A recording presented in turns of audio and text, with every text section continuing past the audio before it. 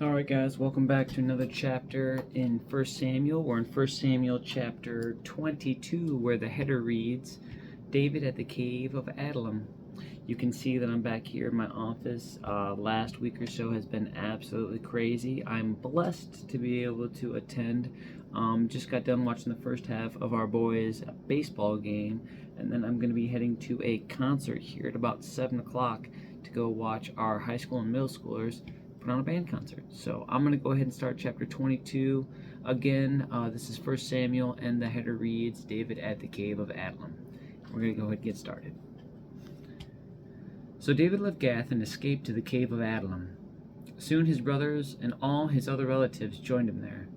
Then others began coming, men who were in trouble or in debt or who were just discontented, until David was the captain of about 400 men. Later, David went to Mizpah in Moab, where he asked the king, Please allow my father and mother to live here with you until I know what God is going to do for me. So David's parents stayed in Moab with the king during the entire time David was living in his stronghold. One day the prophet Gad told David, Leave the stronghold and return to the land of Judah. So David went to the forest of Herath. The news of his arrival in Judah soon reached Saul. At the time, the king was sitting beneath a tamarisk tree on the hill at Gibeah. Falling apart, guys. Holding his spear and surrounded by his officers. Listen here, you men of Benjamin, Saul shouted to his officers when he heard the news. Has that son of Jesse promised every one of you fields and vineyards? Has he promised to make you all generals and captains in his army? Is that what you have conspired against me? For not one of you told me when my own son made a solemn pact with the son of Jesse. You're not even sorry for me. Think of it, my own son, encouraging him to kill me, as he is trying to do this very day. Then Doeg the Edomite, who was standing there with Saul's men, spoke up. When I was at Nob, he said, I saw the son of Jesse talking to the priest, Ahimelech, son of Ahitub. Ahimelech consulted the Lord for him. Then he gave him food and the sword of Goliath the Philistine. King Saul immediately sent for Ahimelech and all his family, who served as priests at Nob. When they arrived, Saul shouted at him, Listen to me, you son of Ahitub. What is it, my king? Ahimelech asked. Why have you and the son of Jesse conspired against me? Saul demanded. Why did you give him food and a sword? Why have you consulted God for him? Why have you encouraged him to kill me, as he is trying to do this very day? But sir, Ahimelech replied, is anyone among all your servants as faithful as David, your son-in-law? Why, he is the captain of your bodyguard and a highly honored member of your household. This was certainly not the first time I had consulted God for him. May the king not accuse me and my family in this matter, for I knew nothing at all of any plot against you. You will surely die, Ahimelech, along with your entire family, the king shouted, and he ordered his bodyguards, Kill these priests of the Lord, for they are allies and conspirators with David. They knew he was running away from me, but they didn't tell me. But Saul's men refused to kill the Lord's priests.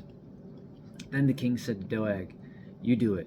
So Doeg the Edomite turned on them and killed them that day, 85 priests in all, still wearing their priestly garments. Then he went to Nob, the town of the priests, and killed the priests' families, men and women, children and babies, and all the cattle, donkeys, sheep, and goats.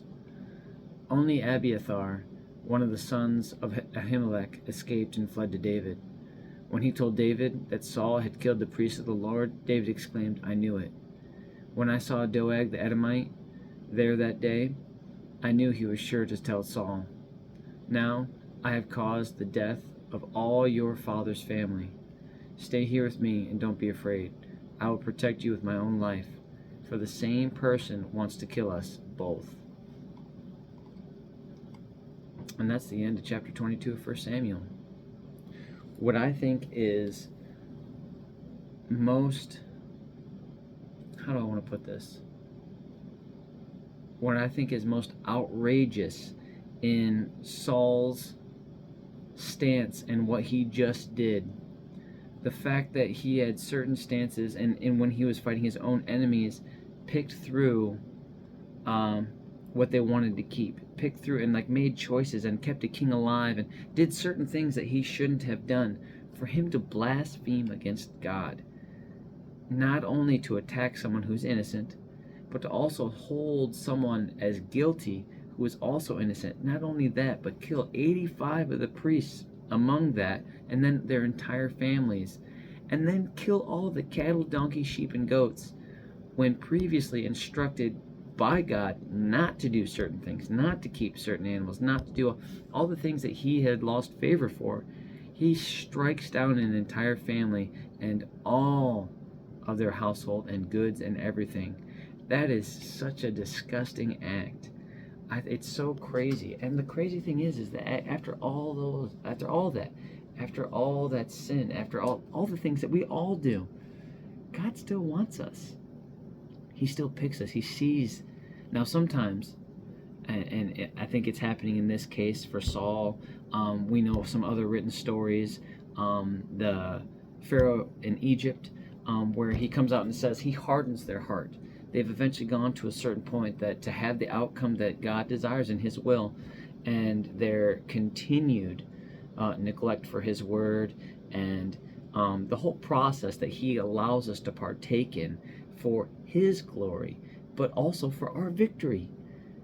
When that's not adhered to, especially when you are in a position, Saul was anointed by God, and for him to continue to not be able to discern what is right and wrong, and for selfishness and greed and the flesh to be able to take control over this, to where he would give a command that would lead to the death of 85 priests, it's so mind-blowing to me.